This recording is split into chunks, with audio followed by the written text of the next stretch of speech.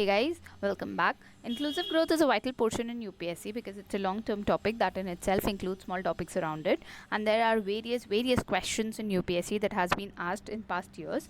So it becomes important for us to know the details, to know the current affairs that we can add in these answers. So let's see, because questions on these topics had been there in 2013, in 16, and 17, and there were two questions from 2019. So let's start with today's video and know about the schemes from the inclusive growth. This scheme is something that is very common, and since its inauguration, since it was started in 2014, I think everybody somewhere knows about the scheme. But just like people do say that the same thing will have a different perspective once you start looking at it from a different zone. Let's look into this scheme and know that what all other ways we can use this scheme in what all answers.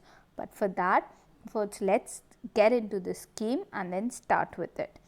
See, Pradhan Mantri Janthan Yojna, under the National Mission for Financial Inclusion, launched for a period of 4 years in two phases on 2014. Envisage universal access to banking facilities with at least one basic banking account for every household. Good. Financial literacy also, and access to credit, insurance, and pension. So, when there is any question on pension, any dispute or debate on pension, yes, we can put this scheme there. When there is anything over insurance that we have, we can try and adjust it there. I am not saying that chipkofy it every time, please. Just know that yes, if that question is relatable to the scheme, we can somehow adjust it there. Then for the financial literacy, again we can put in, and for every household the banking account, emphasis of banking account. Or someday if they ask you, if UPSC asks that people have got into the bank accounts, but what are the disadvantages or what are the limitations of those bank and what can be done or anything, so maybe we can add something of our point into the scheme, that yes, if the government follows this point in this PMJDY, maybe things can go better. So that is why we are seeing to this, that yes, it has provided a platform for three social security. So what are these three social security? The Bima Yojna, that is the insurance, the Suraksha Bima Yojna again, and the Pradhan Mantri Mudra Yojna. We'll go through this again. Next, the government has decided to extend the program again beyond this 2018. Why? Because initially it was just saying for 4 years. In fact, when I was going through this, I realized, I was like, oh, now I cannot use this scheme. But then I saw this and I was like, okay, now we can write it. So, with the change in focus on opening accounts from every household to every adult, how this has been the changes that it is given. But when we come to the scheme details, we will see that yes, this is a national mission for financial inclusion. Yes, to ensure everything that was given here. Under this scheme, a basic savings bank deposit account can be opened in any bank, branch or business correspondent by persons not having any other account. So this is one thing, the scheme details that we've seen. Now we need to see what are the benefits. See, one basic savings bank account is opened for unbanked person. Very good. So what is being happening here? See, first of all, government is implementing the opening of the bank accounts, and thus the importance of banks, the importance of storing money, investing or putting in money, your savings in that bank account can be important. Good. So can we say that yes, this is somewhere initiating towards growth, somewhere initiating towards a better development for the people, because when they start investing their savings, they start getting good interest, and then they get back to new money, like the interest that they are earning and everything. So can't we say that yes, this is a good initiative if it would have been implemented to give us good return?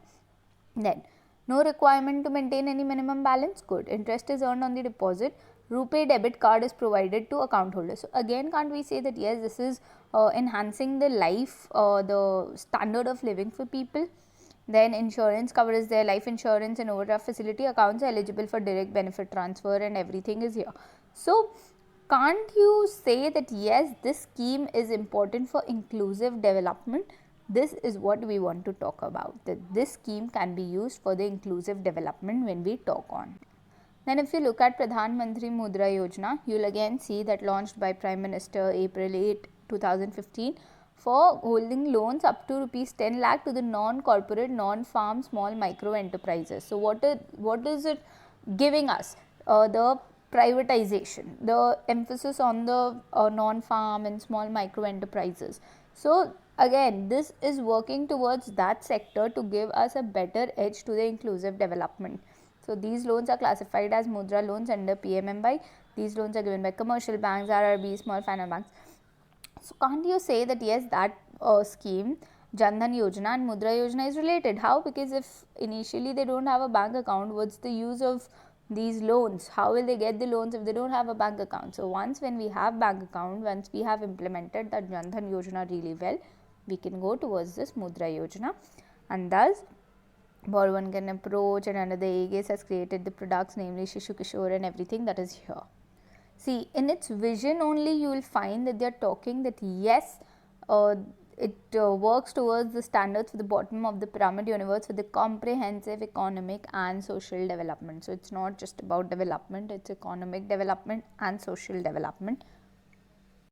And in its mission you will see that yes, the inclusive is mentioned, to create an inclusive, sustainable and value based entrepreneurial culture, collaboration with the partner institutions. So Janthan Yojna can be used when there is a topic on inclusive growth along with how the basic growth, the rural population is getting involved. So this is there. Mudra is important when we are talking of how the economy, how the farmers, the people living in rural areas or people in urban areas, the semi-urban areas, or people who do not have access to the bank accounts, or people who really are in need of loan to start something new or better in some small way that they can go for the Mudra mission. So this is again the inclusive development. Then you again have Setu scheme. It aims to create around 1 lakh jobs through startups. So this is focusing on startups, employment activities, the technology driven areas. So we have Janthan for the basic development, we have Mudra for the loans provided to them, and this is the facilitation program to support aspects of startup businesses and employment activities. So this is the third scheme that we've talked about, Setu. Then there's another scheme, the Skill India scheme, the Kaushal Bharat, the Kushal Bharat, and then for this we see again that it's on skill development and entrepreneurship, and this is the focus towards the inclusive development again. And this scheme, MGNREGA scheme, I don't even want to discuss because this is something that everybody has this in their mouth. So MGNREGA scheme I'm not talking of, and note this, that never mention just one scheme MGNREGA in your answer, because this is a very common scheme and everybody, I think most of the aspirants would be mentioning even if they remember or they don't. But if you really do not remember anything in your answers, this is something to go to. So MGNREGA also is the rural employment, so again it comes to the inclusive development. In fact, Ministry of Finance had once tweeted, I think this is of 2018 or something, where they said that achieving inclusive growth has been one of the main priorities, and for this, what is the government doing? They are coming up with programs and schemes for creating better employment opportunities. So what do you see here? That yes, inclusive growth does include employment opportunities, it includes strengthening social infrastructure, it includes providing basic amenities. So for inclusive growth, if you really want to look into schemes, you can think of any schemes that comes in, but it should be relevant to your answer. Suppose that if you are writing that what all are the steps that should be taken to implement inclusive growth in a better way. So what are you doing? You are writing about schemes that yes, in this something could have been added, but in that case if you are asked what are the challenges for inclusive growth, and there you write that yes, the road linkages is the problem, because right now there is poor delivery system because of the road issue. So there you can write about any schemes that is there with respect to the strengthening of social infrastructure. So this is how you need to manage your answer. and enhance it in a way that no other candidate would. So what is it saying here? See, they had also added a picture with this, and then you can see here how, see, the union budget is also proposed an increase in the volume of institutional credit for agriculture. So this is also one important term that you can use when you're talking about inclusive growth. Union budget has announced various measures to provide maximum livelihood opportunities with a special focus on the following: livelihood, agriculture, construction of rural infrastructure. Note all of these, that yes, how are these terms important, and inclusive growth is nothing apart from these. The textiles, MSMEs, the agri-based industries, that is promoting labor intensive sectors.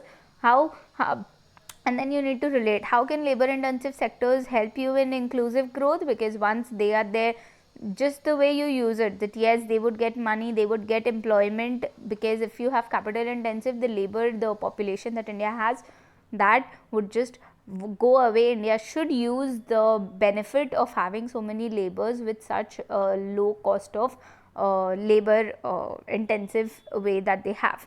And then in the union budget, the national health protection scheme. So health is also one important part of inclusive development, inclusive growth. Then direct and indirect additional employment opportunities, that I said that yes, this is required. And then there are 5 schemes that are already there. So MG Narega, see, it's here, so you can write about this. But I feel that MG Narega is so common that everybody would have that in their answer. So what is making your answer different? You're using those schemes that nobody might have even thought of, that might not have been implemented that well, or you could come.